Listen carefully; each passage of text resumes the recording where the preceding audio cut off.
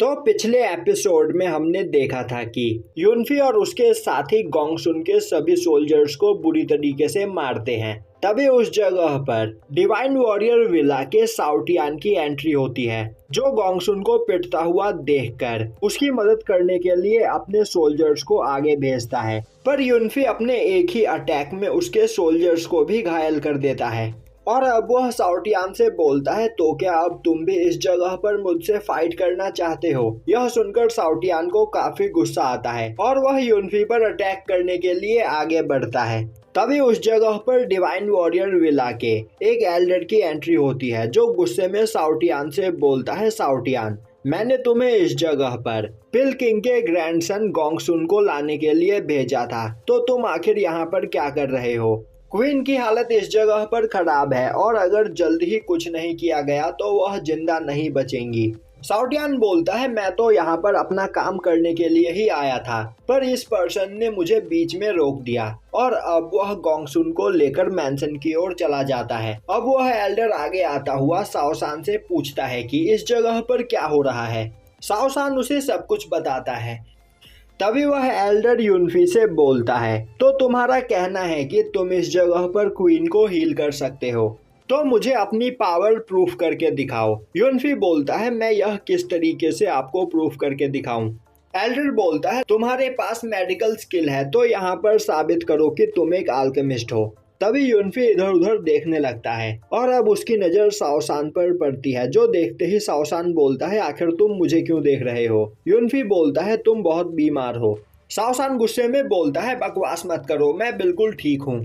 युनफी बोलता है, आजकल तुम्हारे लंग्स सूखे रहते हैं और उनमें जलन फील होती है।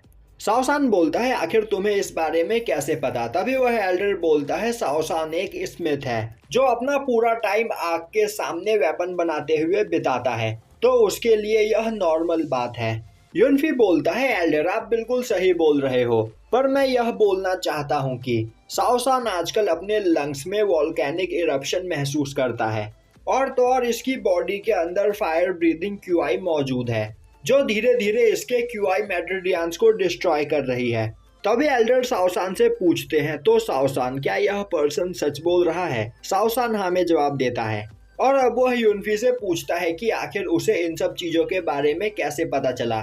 युनफी बोलता है, तुम्हें देखकर कोई भी यह बता सकता है, क्योंकि तुम्हारी आंखें काफी ज्यादा लाल है और फायर ब्रीदिंग क्यूआई के प्रेजेंस को कोई भी अल्केमिस्ट आसानी से पकड़ सकता है। तभी एल्डर बोलता है, हमारे डिवाइन वॉरियर विला के लोग फायर कंट्रोलिंग में एक्सपर्ट होते हैं, तो आखिर हमें फायर ब्रीदिंग से नुकसान कैसे हो सकता है? युनफी बोलता है, आप बिल्कुल सही बोल रहे हो, पर आप लोग बस एक नॉर्मल अमाउंट में फायर को कंट्रोल कर सकते हो, पर साओसान के अंदर काफी ज्यादा मात्रा में फायर ब्रीदिंग ऑरा मौजूद है, जिसे कंट्रोल कर पाना आपके भी बस की बात नहीं। तभी एल्डर बोलता है, साओसान मुझे दिखाओ कि आखिर तुम्हारे पास किस तरह का फायर मौजूद है। साओसान बोलता है, पर मेरे पास तो कोई फायर है ही नहीं। उसी वक्त युनफी साओसान के हाथ में मौजूद हैमर को अपने पास खींच लेता है और अब वह उस हैमर की पावर को अनलीश करता है, जिससे उसके अंदर से काफी ज्यादा मात्रा में फायर निकलती है और यह देखकर सभी लोग हैरान हो जाते हैं। अब युनफी उस वेपन को रिफाइन करके साओसान को वापस दे देता है। तभी एल्डर बोलता है, यह कोई नॉर्मल वेपन नहीं है, यह तो फायर स्केल ड्रैगन वेपन है। युनफी बोलता है, आपने बिल्कुल सही कहा, यह एक हेवनली रैंक वेपन है और अभी साओसान की कल्टीवेशन काफी ज्यादा कम है, इसीलिए यह इसकी पावर को कंट्रोल नहीं कर सकता है और अगर साओसान इसी तरह इस वेपन का यूज करता रहा तो धीरे धीरे उसके सभी मेट्रोडियंस डिस्ट्रॉय हो जाएंगे। अब यह सुनते ही एल्डर युनफी से रिक्वेस्ट करने लगता है कि क्या युनफी इस जगह पर साओसान का इलाज कर सकता है? युनफी हाँ में जवाब देता है। यह सुनते ही वह एल्डर युनफी से रिक्वेस्ट करने लगते हैं। तभी युनफी बोलता है, तुम सच में बहुत ज्यादा लकी हो, क्योंकि आज से 15 दिन बाद तुम्हारी बॉडी काफी ज्यादा कमजोर हो जाती और तुम अपने पैरों पर भी खड़े नहीं हो पाते, पर समय रहते इस जगह पर तुम्हें मैं मिल गया, तो अब तुम्हें परेशान होने की कोई जरूरत नहीं है। और अब युनफी अपने 9 नीडल्स का यूज करते हुए साओसान का इलाज करने लगता है। वहीं खड़े एल्डर युनफी की टेक्निक देखकर काफी ज्यादा हैरान होते हैं। अब वहां पर युनफी काफी आसानी से साओसान के अंदर मौजूद इवल एनर्जी को बाहर निकाल देता है, जो देखकर एल्डर युनफी की तारीफ करने लगते हैं। तभी युनफी बोलता है अभी तक साओसान इस जगह पर ठीक नहीं हुआ है, तो मैं इसके लिए कुछ मेडिसिन दे दूंगा जिससे यह कुछ ही दिनों में ठीक हो जाएगा, पर तब तक इसे अपने वेपन से दूर रहने की जरूरत है। साओसान बोलता है वह हैमर सच में काफी ज्यादा खतरनाक है, मैं आज ही उसे फेंक दूंगा। युनफी बोलता है वह एक हेवनली रैंक ट्रेजर है, तुम्हें उसे ऐसे फेंकना नहीं चाहिए। तो मुझे बताओ आखिर यह वेपन तुम्हें कहां से मिला? साओसान बोलता है आज से 3 महीने पहले साओटियान किसी मार्केट से इस वेपन को खरीद कर लाया था और उसने मुझे यह वेपन गिफ्ट के रूप में दिया, पर मैं इस वेपन की पावर को कंट्रोल ही नहीं कर सकता हूँ। अब यह सुनते ही युनफी को साओटियान पर शक होने लगता है और वह सोचने लगता है कहीं साओटियान ने यह जानबूझकर तो नहीं किया। तभी एल्डर हंसते हुए बोलते हैं मास्टर आप सच में एक डिवाइन अल्केमिस्ट हो, आपने देखते के साथ ही साओसान की 2 बीमारियों का पता लगा लिया। मैं अपनी बदतमीजी के लिए आपसे माफी चाहता हूँ, तो आप प्लीज चलकर हमारी क्वीन को भी चेक कीजिए।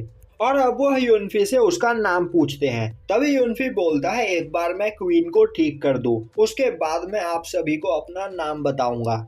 और अब एल्डर युनफी को अपने साथ लेकर मैंसन की ओर जाने लगते हैं। दूसरी ओर मैंसन में क्वीन की हालत काफी ज्यादा खराब होती है और एक जगह पर मास्टर फैंग कई सारे अल्केमिस्ट से बात कर रहे होते हैं। वहीं वह अल्केमिस्ट बोल रहे होते हैं कि क्वीन के अंदर डीमन वुल्फ फ्लावर ऑरा है जिसका इलाज उन सभी लोगों के पास नहीं है और वह डीमन फ्लावर क्वीन के साथ मर्ज हो गया है, तो हम इस जगह पर कुछ भी नहीं कर सकते हैं। मास्टर फैंग बोलते हैं आप सभी लोग हमारे टियानवू किंगडम के सबसे पावरफुल अल्केमिस्ट हैं और अगर आप ही यह बोलेंगे तो मैं किससे मदद मांगूंगा। और यहीं पर यह एपिसोड खत्म हो जाता है।